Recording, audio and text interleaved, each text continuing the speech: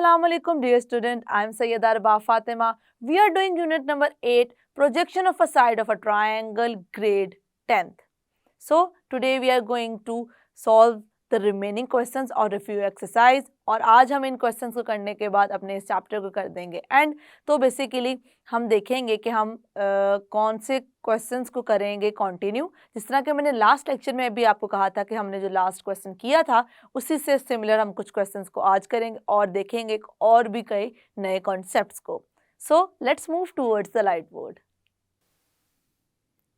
Question number 8 is, in a triangle ABC, side A is 17 centimeter, side B is 15 centimeter and side C is 8 centimeter.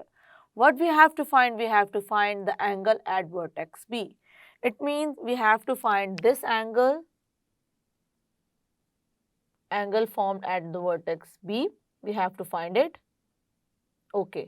अब अपनी given information के accordingly अपनी figure में इसको कर देते हैं मेंशन. हमें पता है वर्टेक्स ए के ऑपोजिट जो साइड होती है उसे हम कहते हैं स्मॉल ए से करते हैं रिप्रेजेंट. वो हमारे पास क्या है 17 सेंटीमीटर. वर्टेक्स बी के ऑपोजिट हमारे पास जो साइड होती है उसे हम कहते हैं small b which is 15 centimetre and this will be 8 centimetre. This is a, this is b and this is c. Okay.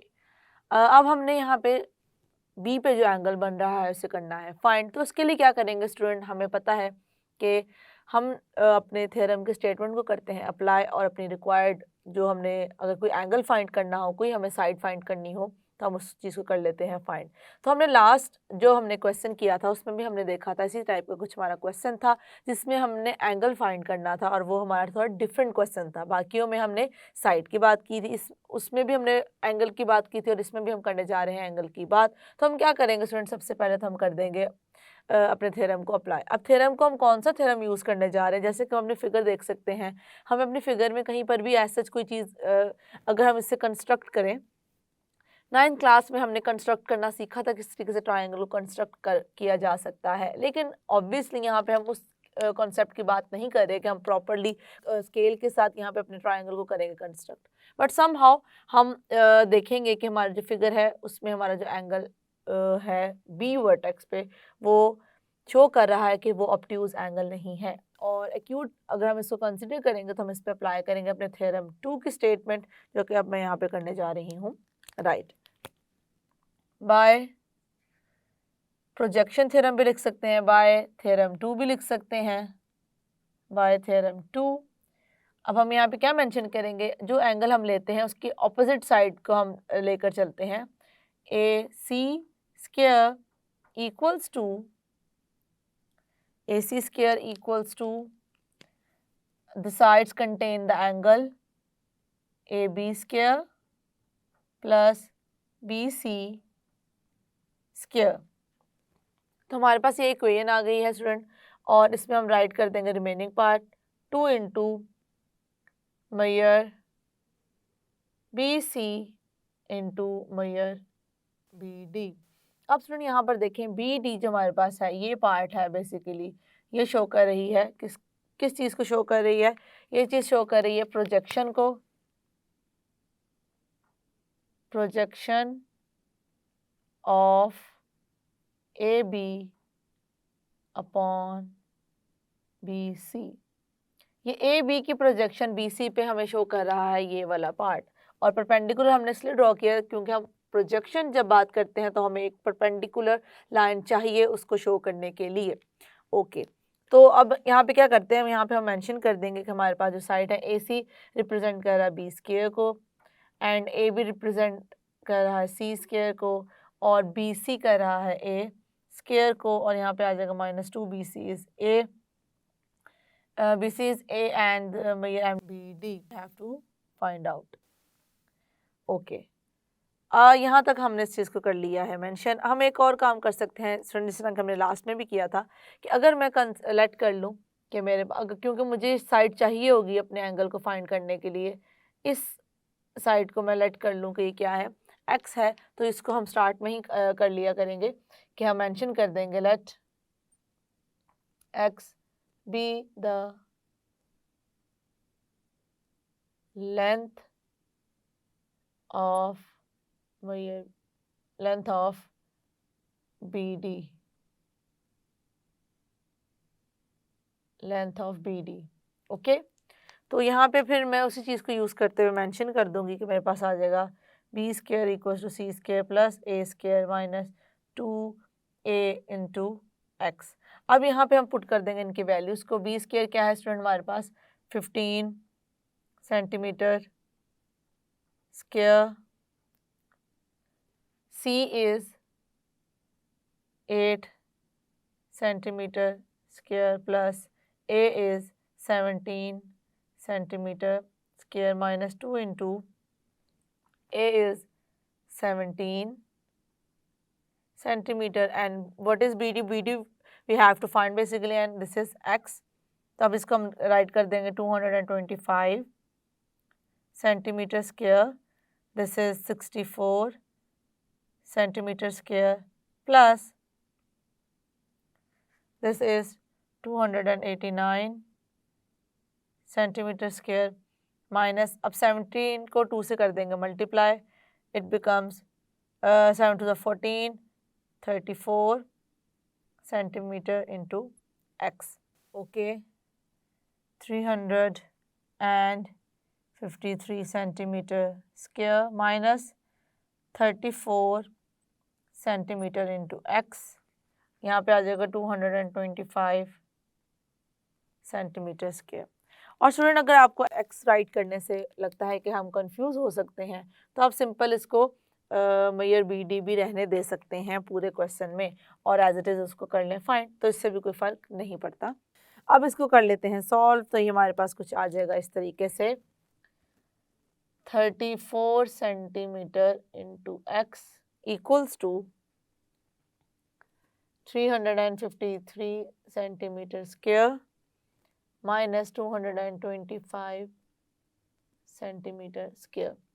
इनको हम कर लेंगे आपस में सॉल्व और कैलकुलेटर से इसके हम कर सकते हैं वैल्यू को फाइंड। तो x क्या आ जाएगा 353 centimetre square 225 centimetre square upon 34 centimetre, so x becomes 3.76 centimetre. अब यहाँ से एक आंसर आएगा और उससे हमारे सेंटीमीटर की एक एक पावर हो जाएगी कैंसिल आउट, तो उस तरीके से हमने अब इसको कर दिया है मेंशन।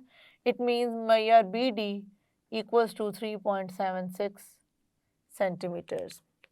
ओके, हम इतना यहाँ तक कर चुके हैं फाइंड। अब देखिए स्टूडेंट, हमने बेसिकली फाइंड एंगल करना था, तो हमने BD की लेंथ इसलिए फाइंड किया ताकि हम इस ट्राइंगल को लेकर चल सकें। तो यहाँ पे मैं मेंशन कर देती हूँ इन ट्राइंगल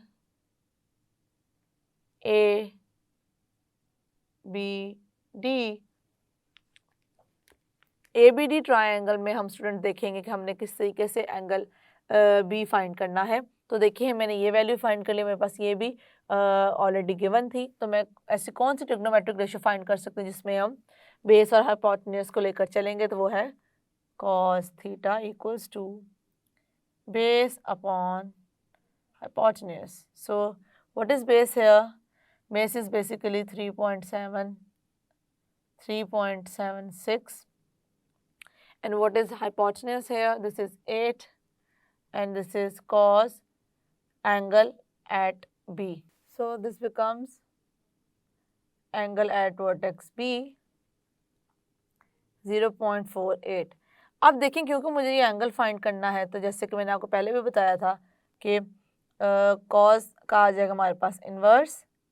तो स्टूडेंट इन्वर्स हम किस तरीके से कैलकुलेटर पे फाइंड करते हैं कि शिफ्ट दबा के हम अगर कॉस दबाएंगे तो वो उसका इन्वर्स हो जाएगा और फिर हम उस तरीके से कोई भी एंगल को कर सकते हैं फाइंड। तो इसको मैं जब सॉल्व करूँगी तो मेरे पास आ जाएगा, हमने फाइंड यही करना था, बी अपने बी वर्टेक्स पे एंगल करना था फाइंड। अब मैं मुझसे करने जा रही हूँ right this is equals to 61.9 degree. So this is the required answer. Yes. Okay.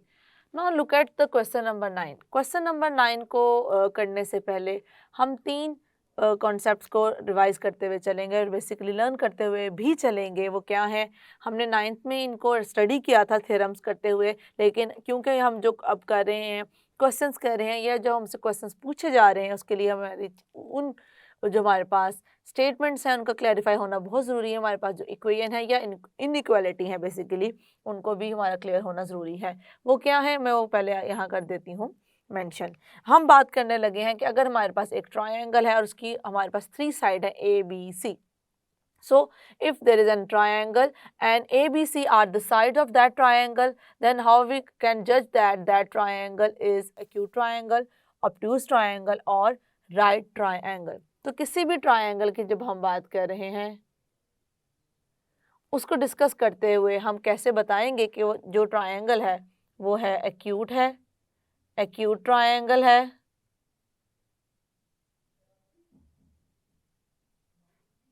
Obtuse triangle है या है हमारे पास right triangle.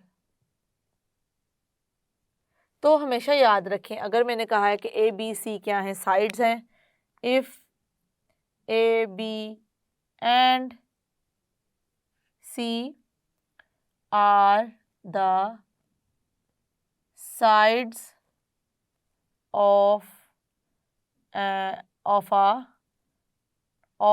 any triangle, basically of any triangle, then and अच्छा एक चीज़ यहाँ पे देखें, एक तो ये तीनों साइड हो और एक और बहुत इंपॉर्टेंट चीज़ है, and c is the longest side, c is the longest side, then हमारे पास 3 कंडीशंस हैं जिनको मैं यहाँ पे मेंशन करूँगी,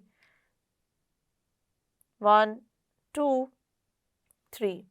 फर्स्ट क्या है, अगर मैं ये जहन में रहे कि सी हमने लॉन्गेस्ट रखी हुई है, ए का स्क्वायर लूँ और बी का स्क्वायर लूँ इक्वल आ जाए सी के स्क्वायर के, तो अगर ये कंडीशन फुलफिल हो रही है तो हम यहाँ पे मेंशन कर सकते हैं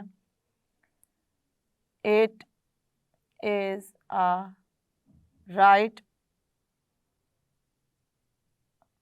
ट्रायंगल। और हमें पता है कि हमने ये कंडीशन किस तरीके से पुट की है, पाइथागोरस थ्योरम के अकॉर्डिंगली। ये बेसिकली मैंने पाइथागोरस थ्योरम ही लिखा हुआ है यहाँ पर, क्योंकि हमें पता है अगर पाइथागोरस थ्योरम को सेटिस्फाई करें वैल्यूज़ तो वो बेसिकली रिप्रेजेंट कर रही हैं राइट ट्रायंगल के साइड्स को, तो यही चीज़ मैंने यहाँ पे कर दी है मेंशन। लेकिन अगर हमने पाइथागोरस थ्योरम के अलावा बाकी ट्रायंगल्स को चेक करना है कि वो एक्यूट ट्रायंगल है या ऑब्ट्यूज ट्रायंगल है, तो वो हम कैसे करेंगे, उसके लिए एक कंडीशन है हमारे पास, जब ये जो सम ऑफ स्क्वायर है लेसर होगा, और फिर हमारे पास एक कंडीशन है जिसमें ये क्या होगा, ग्रेटर होगा। तो यही मैंने यहाँ पे आपको पॉइंट आउट करवाना है कि जब लेसर होगा तब हमारे पास कौन सा ट्रायंगल है और जब ग्रेटर होगा तब कौन सा ट्रायंगल है। स्टूडेंट मैं करने जा रही हूँ इसको यहाँ पे मेंशन। तो हमेशा याद रखें जब भी ये इनका स्क्वायर और फिर हम उसका सम ले लें, वो हो अगर लेसर लॉन्गेस्ट साइड के स्क्वायर से, तो ये हमेशा होगा obtuse triangle. It is an obtuse triangle। Okay, third condition क्या है, अगर ये हो ग्रेटर हमारी लॉन्गेस्ट साइड के स्क्वायर से, तो होगा ये acute triangle. It is an acute triangle. ये बात हमेशा याद रखिएगा। ये 3 पॉइंट बहुत ही ज़्यादा इंपॉर्टेंट है ऑब्जेक्टिव पॉइंट ऑफ व्यू से भी, और ऑब्जेक्टिव पॉइंट ऑफ व्यू के साथ साथ हमारे हम जो क्वेश्चन करने जा रहे हैं बेसिकली ये उसमें भी होगा यूज़। उन पूछा क्या गया है, क्वेश्चन नंबर 9 में पूछा ये गया है, whether the triangle with the sides 5 centimetre, 7 centimetre, 8 centimetre is acute, obtuse और राइट एंगल्ड। तो हमने अपने ट्रायंगल के बारे में बताना है कि वो इन तीनों में से कौन सी कंडीशन को करता है सेटिस्फाइड। तो उसके लिए हम क्या करेंगे, सबसे पहले तो इन साइड के ले लेंगे, तीनों के स्क्वायर ले लेंगे, स्क्वायर लेने के बाद इस कंडीशन को देखेंगे कि इन तीनों में से कौन सी कंडीशन इस पे होती है fulfil. The last 2 question we are going to solve now, then we will done with this chapter.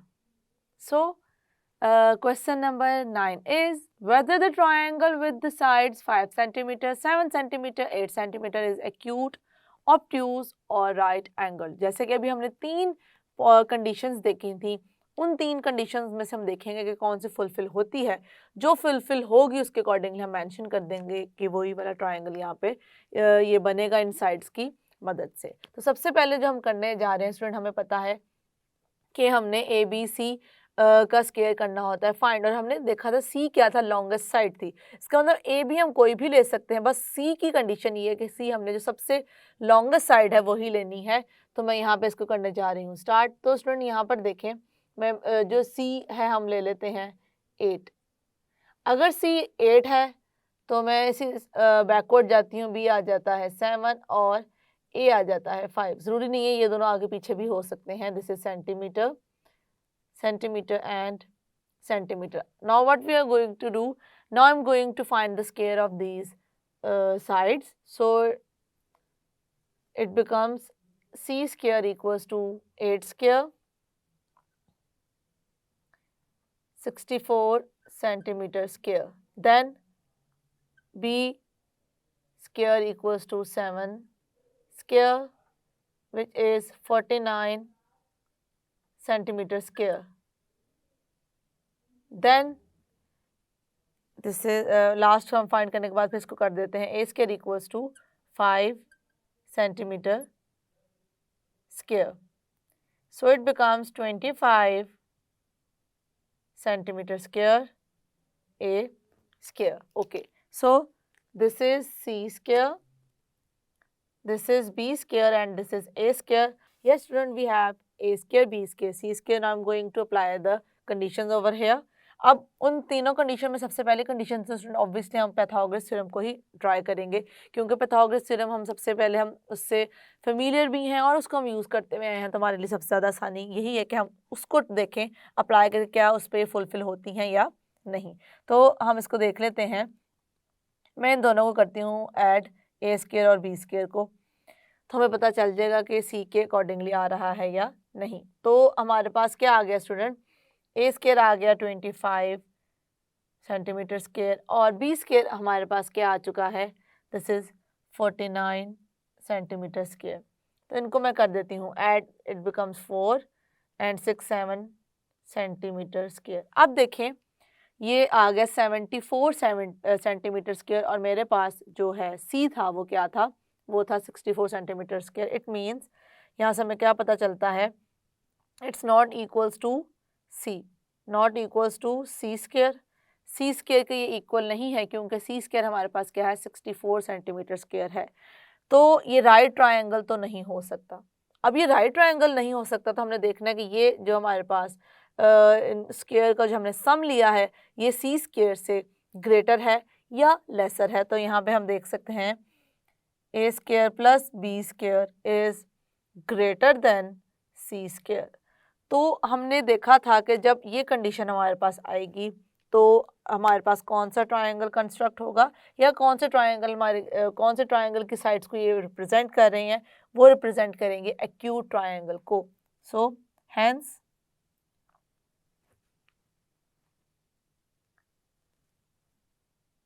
the triangle formed by the given sides,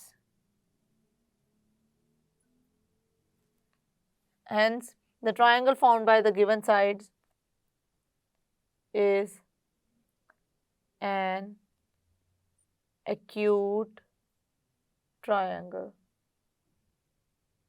so okay, acute triangle आ गया हमारे पास.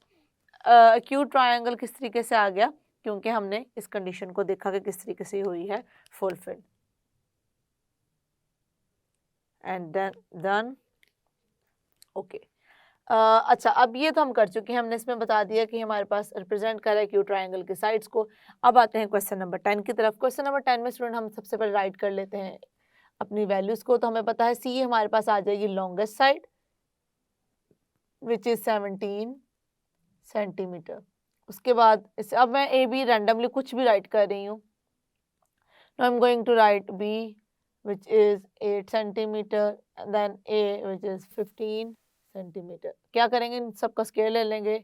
A square equals to 15 centimeter square, which is 225 centimeter square. A square, then B square, 8 centimeter square, 64 centimeter square, और C क्या आ जाएगा, C square equals to 17 centimeter square, and it becomes 289 centimeter square. अब हमारे पास A B C तीनों आ चुकी हैं स्टूडेंट, ये भी आ गया है, ये भी आ गई है और ये भी आ गई है. तो अब हम इस पे अप्लाई करेंगे. सबसे पहले तो इन दोनों को करेंगे add, A square plus B square. So A square is 225 centimeter square and B square is 64 centimeter square. Now I'm going to add them. 9, 8, 2. Yes student, we can see here this is 289 and C square is also 289, which implies that A square plus B square equals to C square. So हम यहाँ से क्या कह सकते हैं, hence the triangle formed by the given sides is, hence the triangle formed by the given sides is a right triangle or right angle triangle. Right triangle. Yes student, that's it. हमने देखा कि किस तरीके से हमने दोनों conditions को यहाँ पर यूज़ किया है और अपने आंसर को किया है कंक्लूड. इसलिए मैंने तीनों कंडीशंस पहले आपको एक्सप्लेन कर दी थी क्योंकि वो हमारे होनी थी इन क्वेश्चंस में यूज़. तो इसी तरीके से कोई ऑब्ट्यूज क्वेश्चन से रेलिवेंट और कोई ऐसी साइड आप खुद भी देख सकते हैं डिफरेंट ट्राइंगल्स के अकॉर्डिंगली और चेक कर सकते हैं कि अगर आपके पास सिर्फ साइड हो और अगर वो हमारी कंडीशन फुलफिल कर जाए ऑब्ट्यूज वाली क्या होगी कि इन दोनों का स्केयर का जो सम होगा वो लेसर होगा किससे, सी स्केयर की वैल्यू से. तब जो वो साइड्स होंगी वो रिप्रेजेंट करेंगे ऑब्ट्यूज ट्राइंगल को. ये स्टूडेंट, हमने जो क्वेश्चंस किए हैं बेसिकली लास्ट 2 जो क्वेश्चंस किए हैं उनमें हमने देखा कि हम 3 हमने कंडीशन को आज किया है लर्न. अगर हमारे पास A B C है ट्राइंगल की साइड और C है लॉन्गेस्ट साइड, तो अगर A square plus B square equals to C square हो, हमें प्रूव कर दें, तो बेसिकली ये तीनों साइड्स होंगी राइट ट्राइंगल की. ओके, सेकंड कंडीशन क्या थी, सेकंड कंडीशन में हमने बात की थी कि अगर A square plus B square आ जाए लेसर C स्केयर से, और फिर हमने देखा था कि अगर आ जाए ग्रेटर, तो अगर लेसर आएगा या ग्रेटर आएगा तो हमने देखा किस तरीके से कब हमारे पास वो एक्यूट होगा और कब वो होगा ऑब्ट्यूज. तो ये कंडीशन हमारे लिए बहुत ज़्यादा हेल्पफुल रहेंगी अंडरस्टैंड करने के लिए ये, और ये ऑब्जेक्टिव पॉइंट ऑफ व्यू से भी बहुत है इंपॉर्टेंट. आज हम अपने चैप्टर को कर चुके हैं वाइंड अप. आई होप कि इस चैप्टर में हमने जो जो कुछ लर्न किया है स्टूडेंट, बेसिकली हमने 3 मेन थ्योरम्स को लेकर चले हैं इस चैप्टर में जो कि हमारे बेस करते थे प्रोजेक्शन के अकॉर्डिंगली. तो आई होप कि वो तीनों के तीनों आपको क्लियर हैं, और इन क्वेश्चंस के अलावा भी कोई क्वेश्चंस आपको कहीं नज़र आए जिस पे आपको लगे कि हाँ मैं इनको अप्लाई कर सकता हूँ, तो उन्हें ज़रूर करें. इससे आपके कॉन्सेप्ट और बेटर होंगे. See you in the next lecture. Allah हाफिज़.